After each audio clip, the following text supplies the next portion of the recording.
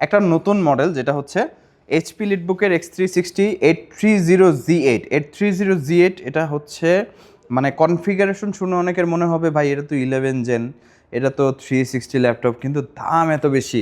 ভাই এটার কন্ডিশন আপনি যদি দেখেন একদম নতুনের মতো কন্ডিশন, একদম নতুনের মতো, just back side front side condition দেখতে পাচ্ছেন। এবং এটা কিন্তু একদম এক্সেপশনাল একটা ডিজাইন, 16/512। এটা সচরাচর 16/512 দিয়ে কেউ আনতে চায় না, কারণ কস্টিংটা বেশি পড়ে, অনেক বেশি কস্টিং পড়ে 16/512 দিয়ে। আমরা 16/512 এনেছি আপনাদের জন্য, যাদের দরকার without any customization by default 16/512 আপনারা পারচেস করতে পারবেন। এটা 16/512 দিয়ে এসেছে, মানে আলাদাভাবে কোনো কাস্টমাইজেশন করা হয়নি।